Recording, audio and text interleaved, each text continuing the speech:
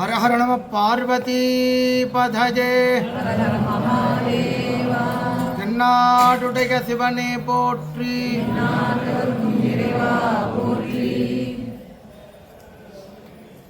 காதராகி கசிந்து கண்ணீர் மல்கி போதுவார் தமை நன்னறிக்கு உய்ப்பது வேதம் நான்கினும் மெய்ப்பொருளாவது நாதன் நாமம் நம சிவாயவே.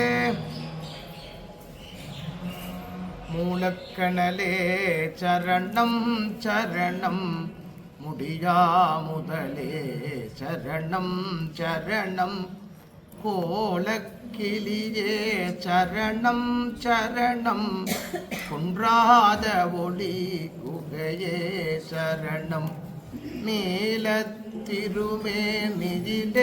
நினைவாய் நினைவற்றெளியேன் நின்றேன் அருள்வாய் வாளை குமரி வருவாய் வருவாய் மாதா ஜய ஓம் லலிதாம்பிகையே.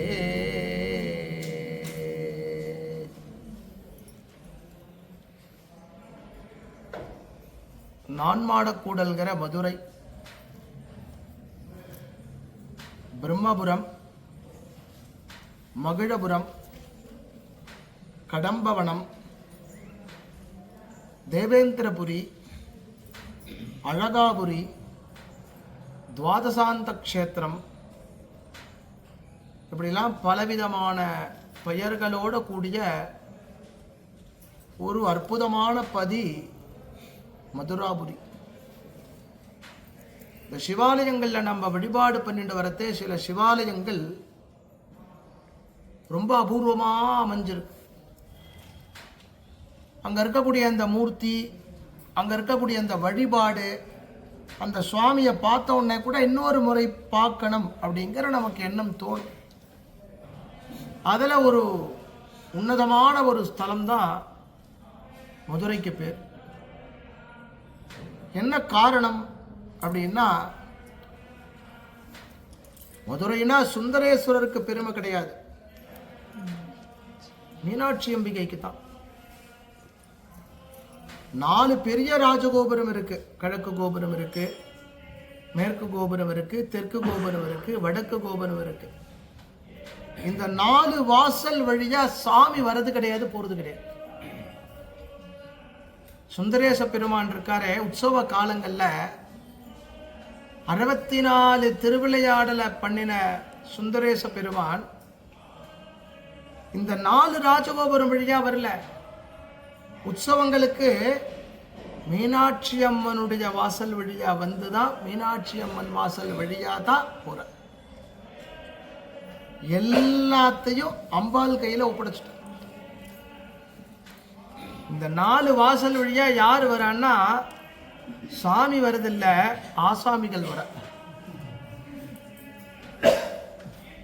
மதுரையினுடைய புராணமோ மதுரைக்கு உண்டான விஷயங்களையோ எடுத்துட்டோம்னா நாள் கணக்கில் பேசலாம். அவ்வளவு புராண வைபவங்கள் இதில் இருக்கு. தேவேந்திரனால கொண்டு வந்து தரப்பட்ட விமானம், நாரதர் பூஜை பண்ண லிங்கம், அகஸ்தியருக்கு பிரத்யட்சமான மூர்த்தி, சப்த ரிஷிகள் தபஸ் பண்ணிட்டு இருந்தது, அப்படின்னு ஒரு பெரிய பட்டியல் நின்றுட்டு போயிட்டே இருக்கு. சரி, இதெல்லாம் தேவலோகத்தில் இருக்கு, பூமியில் நாம் வந்து பார்க்கறதே நமக்கு ஆச்சரியமா இருக்கு அப்படின்னா, இந்த புராண செய்திகளாக பார்த்துட்டு வர நமக்கு சமீப காலத்தில் நடந்த நிகழ்வுகளோட அம்பாளுடைய லீலைகள் இன்னி வரைக்கும் இருந்துருக்கு. மீனாட்சி வந்து பேசும் தெய்வம். காலையிலேருந்து ராத்திரி வரைக்கும் அம்பாள் ஒரு நேரத்தில் ஒரு ரூபமா காட்சி கொடுப்பாள். நமக்கு மட்டும் தானா அப்படின்னா, யாரெல்லாம் அம்மா அப்படிங்கிறமோ அவளுக்காக யார் நேரத்தை ஒதுக்குறாளோ, நான் 4 மணி நேரம் நின்று நான் மீனாட்சியை பார்த்தேன், நான் போன உடனே பார்த்துட்டு வந்தேன், பெருமை கிடையாது. அவளுக்கு அம்பாளோட அருள் கிடையாது. எவ்வளவு நாழிகை நீ அந்த கோவில்ல இருந்த, அந்த மீனாட்சிக்காக எவ்வளவு நேரம் உன்னுடைய கண் காத்துன்றது, எத்தனை நாள் நீ அதை தபஸ் பண்ணின அப்படிங்கிறதே உனக்காக அவள் ஓடோடி வருவாள். இவதான் யார் இந்த மீனாட்சி? மலையத்வஜ மகாராஜா தபஸ் பண்ண யஜ்ஞசாலையில இருந்து யஜ்ஞத்துல இருந்து தோன்றினா அப்படின்னாலும் கூட இங்க ஒரு மகரிஷி ஆசிரமம் வச்சுட்டு இருந்தார். மதங்க மகரிஷின்னு அவருக்கு பேரு. அந்த மந்தக மகரிஷிக்கு பிரத்யட்சமா காட்சி கொடுக்கிறார். அவர் தான் முதல்ல யந்திர பிரதிஷ்டை பண்றார். அந்த யந்திர பிரதிஷ்டைக்கு மேல அம்பாள் காட்சி கொடுக்கிறா. மரகத பச்சை வடிவத்தில் அம்பாள் காட்சி கொடுக்கிறா. அவள் தான் கர்ப்ப கிரகத்துல அங்கஜர் கண்ணிங்கிற திருநாமத்தோட நமக்கு அனுகிரகம் பண்ணக்கூடிய தேவியா, தடாதகை பிராட்டியா. அதனால மாதங்கி அவளுடைய பெயர். இவ ராஜனுக்காக தோன்றினாள் இல்லையா, ராஜ மாதங்கியா இருக்க. காலையில பார்த்தேன்னா மாதங்கி, மத்தியானம் பார்க்கிறேன் அப்படின்னு கேட்டா ராஜ ஷியாமலா, சாயந்தரமா அவளை பார்க்கிறேன் அப்படின்னு கேட்டா மீன லோச்சனி, ராத்திரி அப்பிகை நீங்க பார்க்கிற அப்படின்னு கேட்ட லலிதா திரிபுர சுந்தரி. மீனாட்சி மாதிரியான ஒரு தேவிய அகிலத்துல பார்க்க முடியாது, அவ்வளவு அழகு. அதனால தான் திரை போட்டு எல்லாம் தீபாராதனை போது திரையை எடுத்துட்டான்னா நாம ஏதாவது கேட்கணும்னு நினைக்கிறத அம்பாலை பார்த்து திக்குமுக்காடி விடுவோம். அம்மா தாயே அப்படின்னு சொல்லி நாம திக்குமுக்காடி போகக்கூடிய ஒரு தேவதை. 200 வருஷத்துக்கு முன்னாடி பிரிட்டிஷ்காரா காலத்துல ஒரு கலெக்டர் இந்த ஊர்ல இருந்தார். அவருக்கு பீட்டர் ரோஸ் அப்படின்னு பேர். அவருக்கு இந்த அம்பாள்கிட்ட ஒரு பிடிப்பு உண்டு. ஆனா கோவில் உள்ள வந்தது கிடையாது. இந்த 4 ராஜ வீதியில குதிரையில ஏறி வருவார். கரெக்டா கோபுர வாசல் வந்த உடனே அப்படியே பாப்பா அவர் பாட்டுக்கு போயிடுவார். ஒரு நாள் நல்ல மழை பெஞ்சுன்னு இருக்கு. அம்பாளுடைய கோவில்ல இருந்து அக்னி மூலையில அவளுடைய கிரகம். மழை ஜோன்னு பெய்யறது. இவர் படுத்து தூங்கின்னு இருக்கார் ஆத்துல. ராத்திரி 1 மணி இருக்கும். யாரோ வந்து தட்டி எழுப்புறார். எழுந்துக்கிறார். எழுந்து இப்படி உட்காந்துட்டா ஒரு சின்ன பொண்ணு, பச்சை நிறத்துல பாவாடை சட்டை, முத்து மாலை, வைர மூக்குத்தி, அழகா திலகம், சின்னதா ஒட்டியானம், தலையில மல்லிகைப்பூ. பார்க்கறதையே அவருக்கு கனவா இல்லது நனவான்னு அவருக்கு தெரியல. அப்படி பார்க்கறா.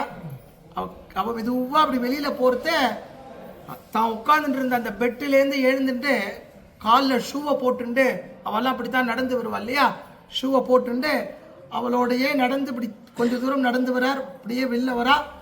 வெளியில மழைக்கு போயிட்டாவ. மழைக்கு இவ போறாளேன்னுட்டு இந்த வாசப்படியை தாண்டி அவ கிட்டக்க போனா மறைஞ்சு போயிட்டான்.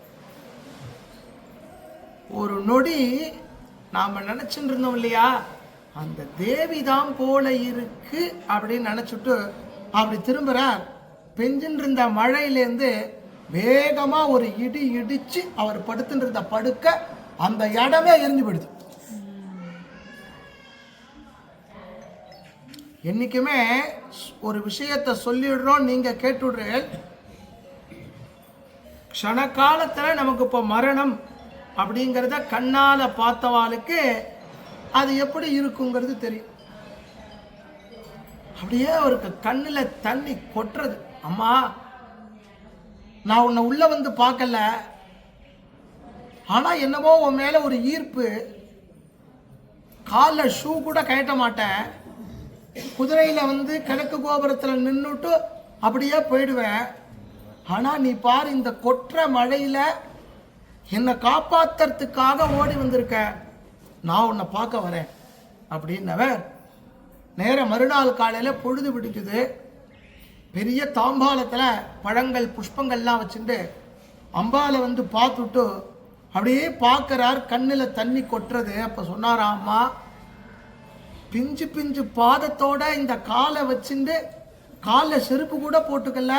அந்த ராத்திரி வேளையில நான் கீழே இறங்கறதே காலில் என்னுடைய காலில் போட்டுக்கக்கூடிய அந்த பாதாணி ஷூவை கட்டிண்டு நான் வெளியில வரேன், இப்படியே என்னை காப்பாற்ற வந்திருக்கியே, உனக்கு காலெல்லாம் நோகாதா, கால் வலிக்காதா, நான் உனக்கு ஏதாவது பண்ணணும்னு நினைக்கிறேன் அப்படின்னு சொல்லிட்டு 22 தோளால, அதாவது 110 பவுன் 110 பவுன்ல 2 பாத அணி செருப்பு அம்பாளுக்கு அவர் பண்ணி கொடுத்தார். தங்கத்துல செருப்பு, நவரத்னம்லாம் இழைச்சது, மேலே மரகத பச்சை எல்லாம் போட்டிருக்கோம். ஆடி மாதம் பூர நட்சத்திர உற்சவத்தில் 8வது நாள் அன்னைக்கு இன்னைக்கும் அந்த தங்க செருப்பு அம்பாள் போட்டுக்கிறோம். அம்பாளுடைய லீலைகள் அப்படின்னா பரமாச்சரியம். அவளை நினைச்சிட்டோம் அப்படின்னு கேட்டா அவ தான் எல்லாமே. அவ காட்சி கொடுத்த அந்த அழகு இருக்கு பாருங்க. சீர்காழி கோவிந்தராஜன் பாடுவான் பாருங்க, சின்னஞ்சிறு பெண் போலே சிற்றாடை இடை உடுத்தி சிவகங்கை குலத்தருகே ஸ்ரீதூர்க்கை வீற்றிருப்பாள். இது மாதிரி அவளை மனமுருக பிரார்த்தனை பண்ணினாள், அவளுக்கான நேரத்தை கொடுத்தாள். அதுதான் இன்னைக்கு காலையில் கொடுத்தோம். சன்னதியில் போய் தூக்கத்தெல்லாம் விட்டுட்டு விடியற் காலையிலேருந்து நின்றுண்டு அம்பாவை பார்க்க போறோங்கிறத நினைச்சுட்டு நிற்கிறதே, பிரத்யக்ஷமா பக்கத்தில் வந்து நிற்பாள். யாரை பற்றி பேசினால் நாம் எதை பற்றியுமே கவலைப்பட வேண்டாமோ அவள் தான் அங்கே இருக்கணும். அவள்தான் ராஜராஜேஸ்வரி, ராஜசியாமலா. மதுரையில எல்லாமே அபூர்வம். எல்லா ஊர்லயும் நடராஜ பெருமான் பார்த்தோம் அப்படின்னா இடது காலை தூக்கின்னு இருப்பார், இடது காலை தூக்கின்னு இருப்பார். மதுரையில பார்த்தால் இடது காலை ஊனின்னு இருப்பார். என்ன காரணம்னா இந்த க்ஷேத்திரம் மதிப்பு யார் ஊன்றான்னா அம்பாள். அம்பாளுடையது இடப்பாகம். அம்பாள் தான் ஊனி எல்லாத்தையும் காப்பாத்துறா அப்படிங்கிறத காமிப்பார். ஒரு ராஜாவுக்காக கால் மாறியது வேற, அவனுக்கு நடனதாஸ்திரம் தெரியும், எத்தனை கஷ்டம் நீ இப்படியே நிக்கிறியேங்கிறதுக்காக வேற. ஆனா இந்த க்ஷேத்திரம் அம்பாளுக்காக. இன்னொன்னு ஒரு க்ஷேத்திரத்துக்கு சமானம். மூலாதாரம்னா திருவாரூர், ஆக்ஞாசக்கரம்னா வாரணாசி, சகசிராரம் அப்படின்னு கேட்டா கைலாயம், ஹிருதயஸ்தானத்தை சொல்றதே பார்க்கிறோம் அப்படின்னு கேட்டாக்க சிதம்பரம். இது எல்லாத்துக்கும் காரணமான க்ஷேத்திரம் மதுரை, துவாதசாந்த க்ஷேத்திரமாக. அதுக்கு மேல மூலாதாரம், சுவாதிஷ்டானம், அநாகதம், விசுக்தி, ஆக்ஞா, சகசிராரத்துக்கு மேல இருக்கக்கூடிய துவாதசாந்தம் தான் மதுரை. மதுரை க்ஷேத்திரம் அப்படிங்கிறதே அவளுடைய லீலைகளே அவ்வளவு. திருவிளையாடல் புராணத்தில் அவ்வளவு விஷயம். ஞானசம்பந்தர்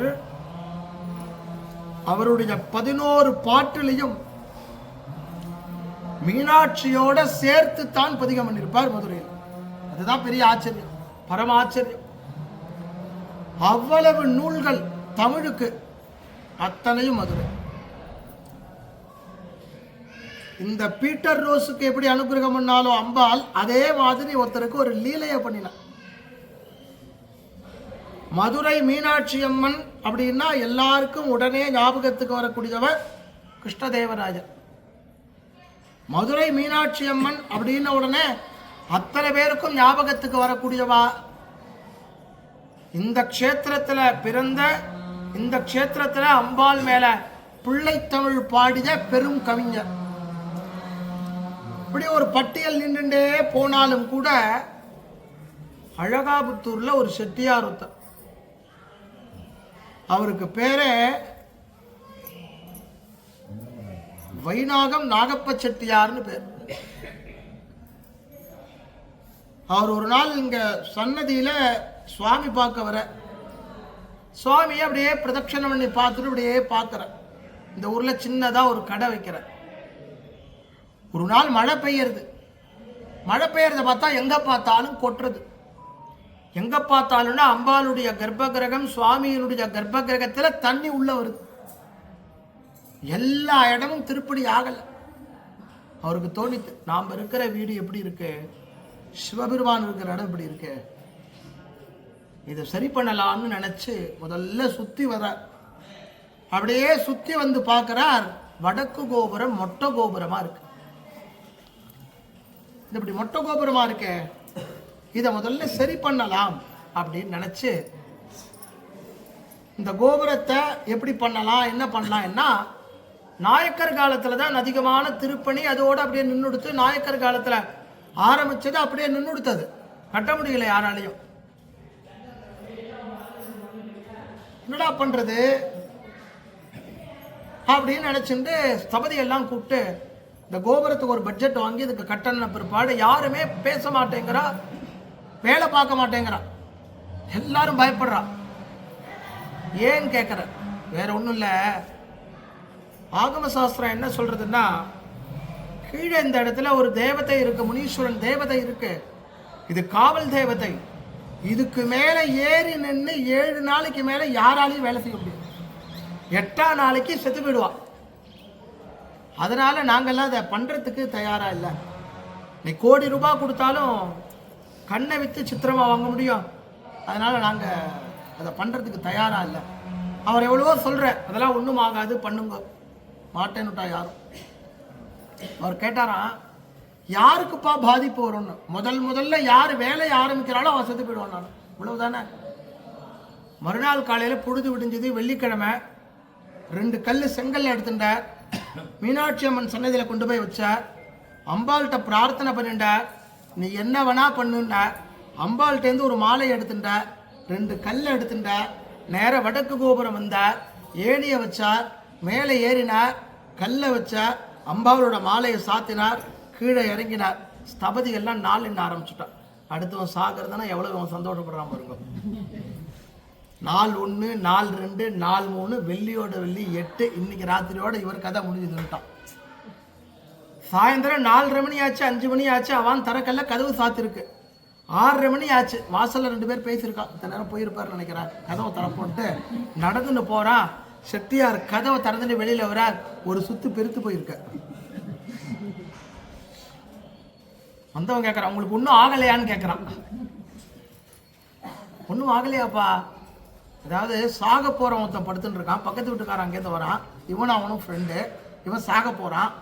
நீ கவலைப்படாதடா, சௌக்கியமா நீ செத்து போவோம், குழந்தை குட்டியெல்லாம் பார்த்துக்கிறேன், சொத்து பத்தெல்லாம் நான் பராமரிக்கிறேன், கொஞ்சம் கூட நீ கவலைப்படாத, எல்லா ஹெல்ப்பும் நான் உனக்கு பண்றேன், உனக்கு இப்போ ஏதாவது வேணுமா அப்படின்னானா.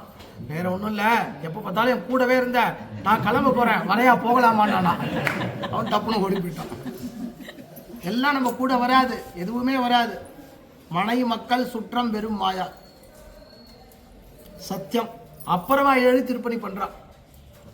இந்த கோபுரம், இந்த கோவில் முழுக்க முழுக்க முழுக்க முழுக்க அவரால் திருப்பணி பண்ணி தரப்பட்டது.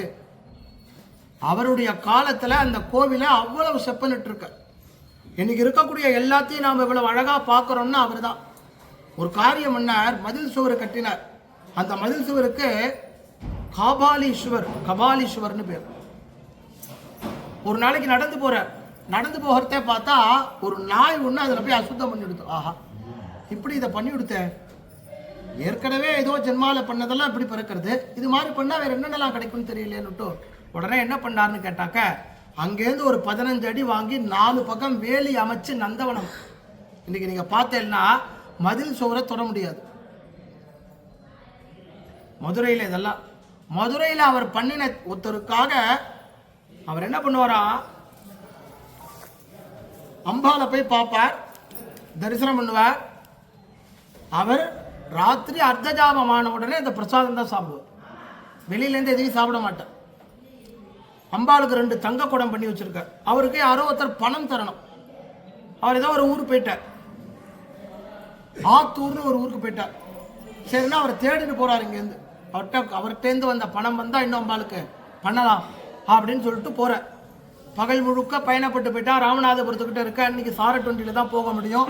போய் இறங்கிட்டா. ராத்திரி நேரம் கூட இந்த வண்டி ஓட்டுறவன் கூட இருக்கிறவன் எல்லாம் வர உட்காந்துட்டா. ஐயா இதான் வாங்கிட்டு வரட்டோமா, நான் ஒன்றும் சாப்பிட மாட்டேன்ப்பா, நீங்க எல்லாம் ஒன்றா ஏதாவது சாப்பிட்டுக்கோங்க. ஐயாவே சாப்பிடாத போது நாங்கள் என்ன சாப்பிட போறோம்னா, எடுத்து அந்த சாரட்டுவண்டியில் இருக்கிறத தூக்கி ஒரு அடுத்த திண்ணையில போட்டுட்டார், உட்காந்துட்டார். மீனாட்சின்ட்டு படுத்துட்டார். கொஞ்ச நேரம் மாறுது. கொஞ்ச நேரம் கழிச்சு பார்த்தா ஒருத்தர் வந்து தட்டி எழுப்புறா. வெள்ளி தாம்பாளத்துல பால் சாதம், பட்சணம், அதெல்லாம் என்னென்னலாம் நைவேத்தியம் பண்ணுவோம் இருக்கா, அதை கொண்டாந்து தரா. இவருக்கு ஆச்சரியமா இருக்கு. கையில் தட்டை கொண்டாந்து கொடுத்தா கையில் வாங்குற, வந்த பொண்ணை காணும். இதெல்லாம் நடந்தது. ஏதோ யுகத்துக்கு முன்னாடி நடந்ததெல்லாம் சத்தியமானு கேட்குறேலே, இதெல்லாம் நடந்தது.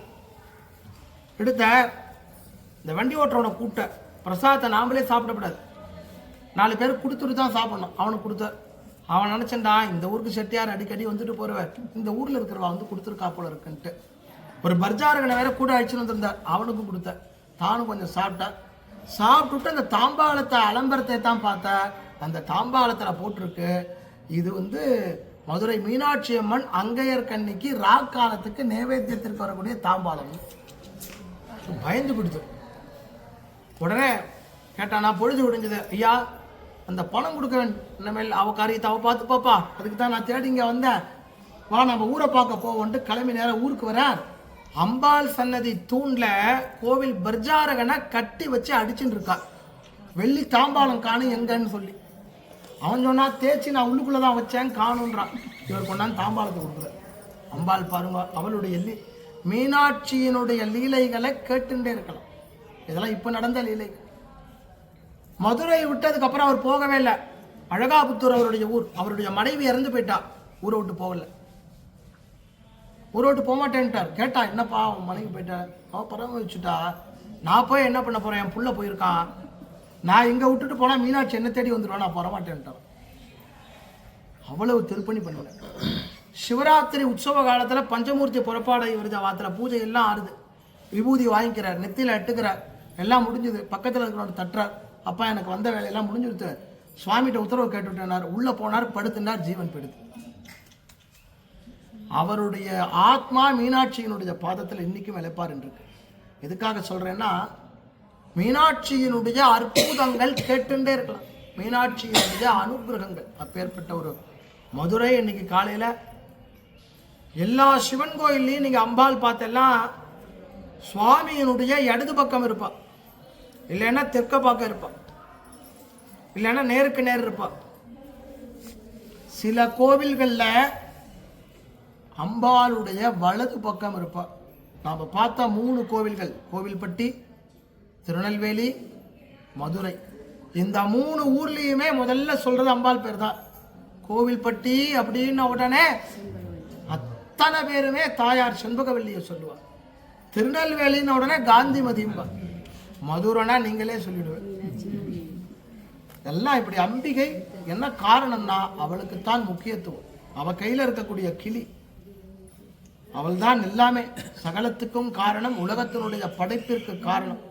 தக்ஷனுடைய யாகத்தில் தன்னுடைய திவ்யமான சரீரத்தை சேர்த்துண்ட பிற்பாடு மதங்க மகரிஷிக்கு பிரத்யட்சமாய் ராஜ மாதங்கியாக காட்சி கொடுக்கக்கூடிய மதுரை அற்புதம். முதல்ல இங்க வந்த நதியே ஹிருதயமாலான்னு பேர். அதுதான் கிருத்தமாலாவாச்சு. இன்னைக்கு பார்த்தோம்னா அது மதுரைக்கு மாலை போட்டா மாதிரி அது இருக்கும். கவனிச்சு பார்த்தா தெரியும். மதுரை அப்பேற்பட்ட க்ஷேத்திரம். ஒரு மூர்த்தியும் விசேஷம். இருக்கக்கூடிய பிள்ளையார் பார்த்தா பெரிய பிள்ளையார், முக்குருணி விநாயகர்னு பேர். கோவிலினுடைய பிரகாரத்துல நீங்க கவனிச்சு எல்லாம் தெரியும், ஒரு சிவலிங்கம் இருக்கும். அந்த சிவலிங்கம் பெரிய அற்புதம். மிளேச்சர்கள் இங்க தேடி வரத்த இந்த கோவில்ல இருக்கக்கூடிய எல்லாத்தையும் கொள்ளையடிச்சுன்னு போகணுங்கிறத இந்த கோவில்ல இருக்கக்கூடிய அர்ச்சகர்கள்லாம் சுவாமியை உள்ள வச்சு பூஜை பண்ணி தீபமேத்தி அந்த இடத்தை தர போட்டு கல்லுனால மூடி அதுக்கு முன்னாடி ஒரு சிவலிங்கத்தை வச்சுட்டான். வந்தவா அதை உடைச்சி எறிஞ்சா. கிட்டத்தட்ட 48 வருடம் பூஜை கிடையாது. 48 வருடம் கழிச்சு ஒருத்தர் வரார், இங்க சுவாமி இருக்குன்னு தெரிஞ்சுக்கிறார். கல்லை உடைச்சு உள்ள போனா கர்ப்ப கிரகம். 48 வருஷத்துக்கு முன்னாடி பூஜை பண்ண புஷ்பம் அப்படியே இருக்கு, பூசின சந்தனம் அப்படியே இருக்கு, தீபம் அப்படியே எரிஞ்சுட்டு இருக்கு. சுவாமி ஸ்வயம் பிரகாசமா இன்னைக்கும் சுடர் விட்டுண்டு அனுகிரகம் பண்றார். இதெல்லாம் சத்தியம். அப்பேற்பட்ட மதுரையை ஒட்டிய க்ஷேத்திரங்கள் தான் இது. இத்தனையுமே நம்ம சுத்தீர வரக்கூடியது. எல்லாமே லீலைகள் பண்ணது, அனுபவிக்கிறோம், அருள் பெறுகிறோம். ஹர நம பார்வதி பதஜே.